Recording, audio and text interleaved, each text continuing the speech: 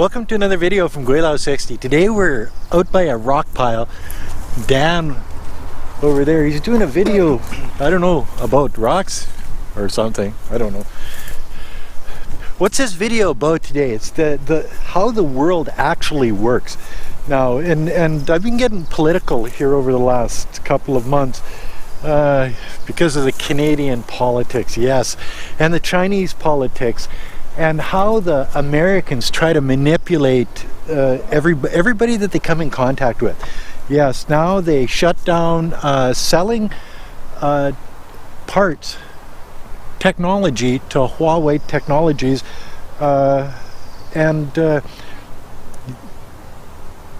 nobody is allowed to sell to them out of the United States except for the people that get authorization from the American government.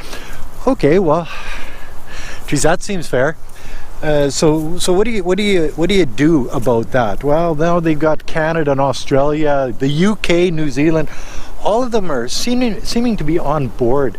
Trudeau hasn't said anything about it yet because he just doesn't know anything, and that's just the way of it. And we're gonna have to wait till Scheer gets in. But Scheer is anti-Chinese, so I'm pretty sure that Scheer will say, yeah, okay, we're on line with this.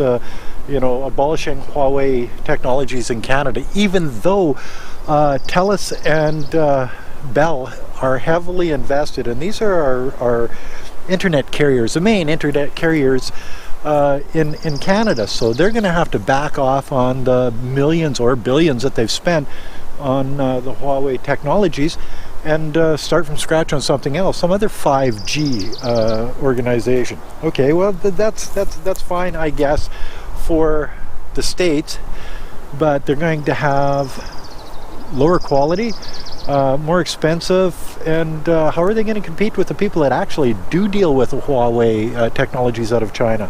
It's going to be fun to see this. You see, the government right now, the Liberal government, they really don't care one way or the other. Their only mandate is to get re-elected. They don't give a rat's ass whether they use Huawei technologies or they use somebody else. They're listening to the United States, because without the United States being on whoever's in power's side, they'll never get re-elected. Why? Well, because they'll be looked at as stupid on the world stage. Look at Trudeau, of course. So here, turn this around. People even watch you. See, being watched. Cool, eh?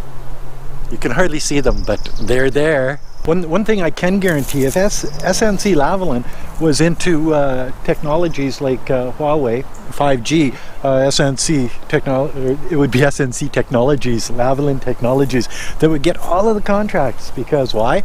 Well, because they're from Quebec, yes. If they were from Alberta, there'd be no chance in hell they would get anything. And they would probably say that we're going to phase it out. Yes. I'm sure of that. See, in politics today, either they're trying to get re-elected or they're between elections. What they're doing is they're making deals to benefit their friends, their family, and themselves. If you look at Trudeau, the other day came out. He spent $300 and some thousand on food and booze on an airplane flights, 5 airplane flights. Come on now, like, even I can't drink that much. Well, over time, but not on 5 flights. Well, it depends on how long these flights are. I've been cut off on Air Canada a couple times going to China, and that was interesting, to say the least. Spaver and Kovrig were just formally arrested in China on espionage charges. I think I'm going to leave that one alone. I know virtually nothing about it, as does anybody else. In the news, it's very vague. The Chinese, well, they're just putting it through their legal system.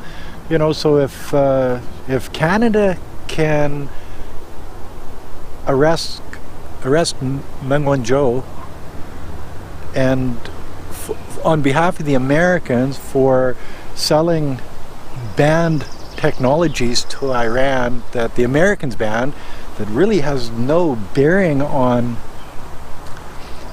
China dealings with any other country, because I don't think that the Americans can really tell China who they can and cannot deal with, just like China can't tell the United States who they can and cannot deal with. So if China says, well, geez, you can't deal with Taiwan, and everybody that deals with Taiwan, and anybody goes through a country that's got an extradition treaty with China, they can pick them up and extradite them to China? Wouldn't that be a scary world to live in? Well, that's the world the Chinese are living in right now. So, geez, that's not fair. So the idea that you can't buy now Huawei technologies in the United States because it's been banned. It's starting to sound a lot like China, where the Americans are always giving the Chinese a hard time because Google's banned and YouTube's banned. Falun Gong, certain religions are banned. But you see, now the Americans, it's okay for them to say, oh, okay, we're going to ban Huawei technologies. We're going to ban this, that. We're going to ban you from being able to sell your goods to Iran, another country. Why? Because the Americans figure that they can control the world. And being a Canadian right next door and having to put up with this, it's getting old real quick. Sooner or later, they're going to have to either take over Canada or just quit pissing us off. Anyway, so the idea that the Americans think that they can just dictate worldwide what countries can and cannot sell to other countries. And if you do, they will arrest you in places like Canada and have you extradited to the United States. Or if you go through Europe, anywhere in Europe, the European Union, or if you go through the Philippines, or you go through any of these places that have extradition treaties with the United States, and you work for a company that may be selling stuff that they're not supposed to, then your chances of being arrested and extradited to the United States are pretty good. For that sort of thing. This is Dan. He's a YouTuber, and get this, I moved into this place in Nanaimo, and my right next door neighbor, Dan, is a YouTuber too. So like we bounce things off each other, and you know, like YouTubers do. So what's your channel? I'm on Fathom Beyond, and it's a new channel. I have under 100 subscribers, and I'm looking for new subscribers. So if you search for Fathom Beyond on YouTube, click subscribe, and you can watch this video too. And I'll put a link at the bottom, just so anybody that doesn't know how to spell Fathoms Beyond can just click on the link. How's that? So that's another video from Gweilo 60. If you like this video, as always, like, comment, push that subscribe button. Thanks for watching. Bye now. Like cruising through the bush here. Dan, is this your other toque? Look at, there's a toque down there that looks just like the one Dan's got on. No, that's a pair of underwear, I think. That's a pair of underwear. Oh, Wei Feng, you lost your underwear. Oh, yes. How do we know it's girls' underwear? Well, we don't until Wei Feng tries it on. What are you running into you here, eh? Yeah, it's strange that we all ended up at the same place in the bush in Nanaimo. Scary. This is a scary world. It's cobwebs and all that other stuff. Yeah. A lot of people, well, a lot of the organizations, they buy property on Vancouver Island, cut all the trees down and put up a parking lot. You come across trees like this. Now look at this one here. How many times it's spiked? It's got a spike here, spike here, spike here, spike here. It's got a frickin' railroad tie spiked into it up here. You got spiked here. It's spiked here.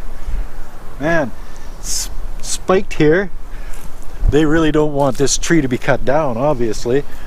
So I guess every time a tree hugger comes running around this tree with a spike in his back pocket, it gets spiked.